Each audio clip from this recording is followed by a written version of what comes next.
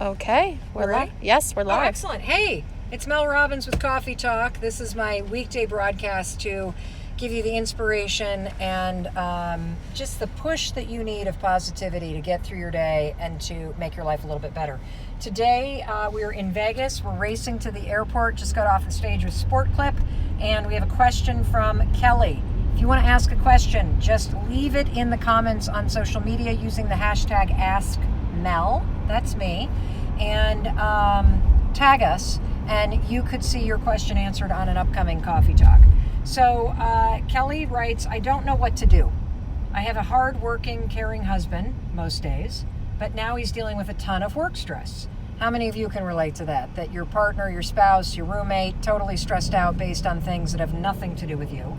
He's taking it out on me and our two sons who are both in middle school. It's so hard to live like this when we don't know what his mood will be like, and I'm worried his behavior is rubbing off on our kids. I'm scared talking to him about this will lead to a huge disaster. Okay, I love this question, Kelly, because let me tell you something. Stress is not an excuse to be a jerk, and you can't let your husband's stress train you to become submissive and to become a victim of it. You see, and that's what stress and anxiety does, is it makes people act in a way that's super emotional, and it makes people act in a way that's irrational.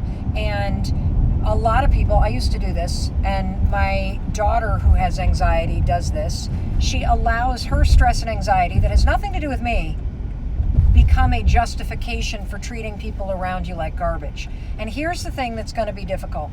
Number one, you absolutely, positively cannot stay silent about this, because you want to know why your husband is taking his stress and his anxiety out on you?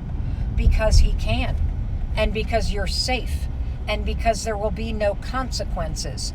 If he were to act like this at work, he'd probably get fired. If he were to talk to his boss or his colleagues like the way he talks when he's stressed to you and the boys, he would be fired. You see, in families, we do something that is terrible. We treat the people we love the most the worst.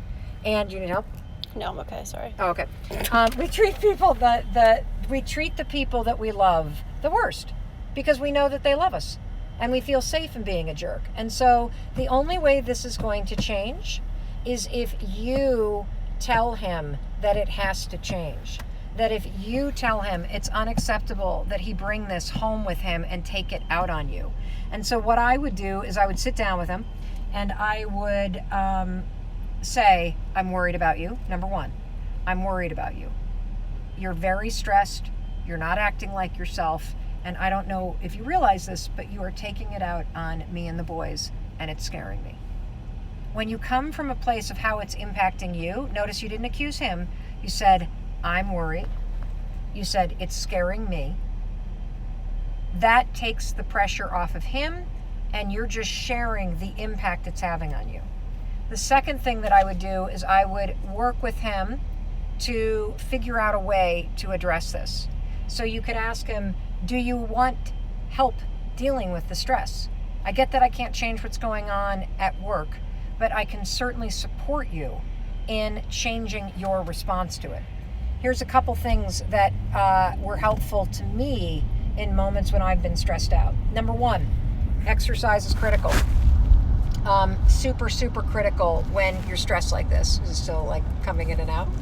I'm doing a selfie. Oh my God. We're having trouble with Instagram, so hold on a second. Thank you for your patience. Is it still trying to rejoin? Joey. Okay, cool. Am I? I'm sorry. Just keep going? Yeah. What happened? It stopped broadcasting? It's on the front cam and it's not flipping around. All right, turn it around. I'll hold it. Okay. I got it. You sure? Fine. See? Hey guys, what's going on? I'm not going to take this out on anybody. Stuff happens. If I were a real jerk and I had anxiety, I'd start snapping at Joey and Megan. But I'm not going to. Oh, there we go. Okay, I'll hold it. Okay. So, I don't think we're broadcasting on this. Because it said nobody has said anything.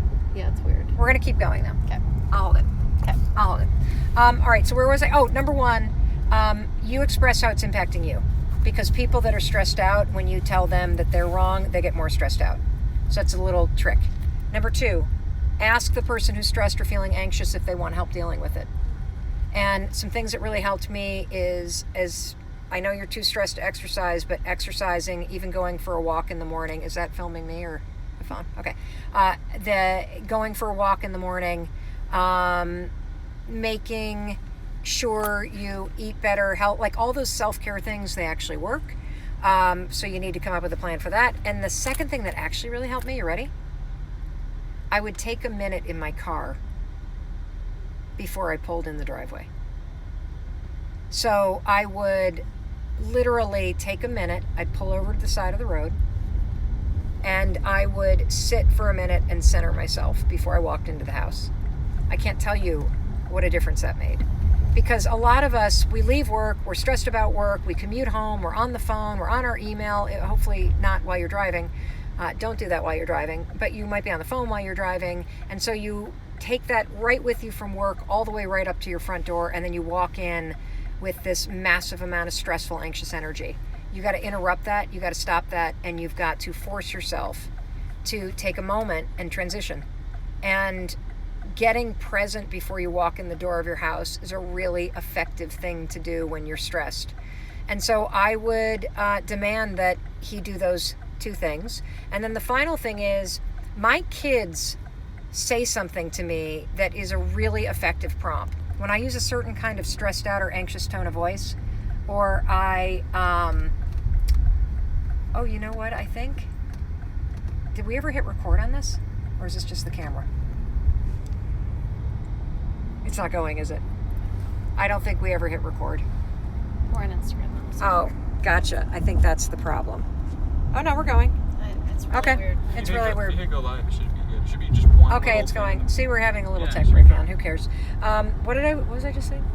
Don't you love the ADD in action? Prompt from your kids. Oh, the prompt for my kids. Tracy says it's working. Oh, it's working. Okay. Hi, Tracy. Hi, Tracy. The prompt from my kids is, my kids literally say to me, Mom, don't let your anger spread. Mom, don't let your work stress, don't take your work stress out on me.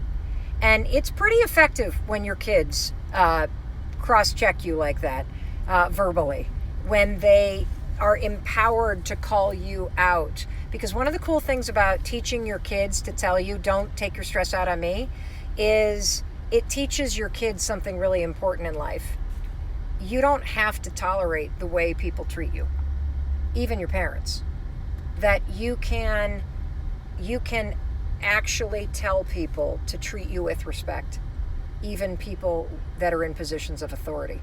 And so, my kids, by saying it, Mom, I know you're stressed out about work, but don't take it out on me. It's brutal to hear it as a parent. And it certainly interrupts my stress. And it makes me recenter myself. And I always apologize and say, you know what? You're right. I'm sorry I was just doing that to you, and thank you for telling me. Those are 3 things that will help you. Make sure you talk to him, and you talk about how it's impacting you. You ask him if he wants to fix this and get help with the stress and anxiety, and put some things in place that you're going to support him or her on in dealing with the anxiety. Tell him to pull over before he walks in the front door and take a minute to transition and get yourself in the mindset. And number 4, teach your kids to tell you, hey, if you're stressed about work, don't take it out on me. And you will be surprised at how quickly you retrain somebody with anxiety and stress to deal with it and to not take it out on you. Speaking of you, in case nobody tells you today, I want to be the one to tell you that I love you. And I believe in your ability to not only deal with your stress, but to coach the people in your life who are stressed and anxious through their stress and anxiety, so that their stress and anxiety doesn't impact your life and your family in a really negative way, because it doesn't have to. And I, for years, used my stress and anxiety to control not only situations and fears, but other people around me. And it's very effective, and that's why people do it. And that's why you need to interrupt it and not be manipulated by it, and make them become responsible for dealing with it. All right, we gotta get to the airport. We're gonna be running through it like a hot flash. It'll be my exercise for the day. And we're headed to New York, so if you see us along the way, make sure you say hello. And I really want to say a really special thank you to Sport Clips. We had more than 3,000 stylists from their family in the audience, and it was really emotional for me because, as many of you know, I lost a very dear friend and my colorist of 15 years to suicide and depression, and it is such a privilege to share this message of the 5-second rule. I really wish my friend had taken 5.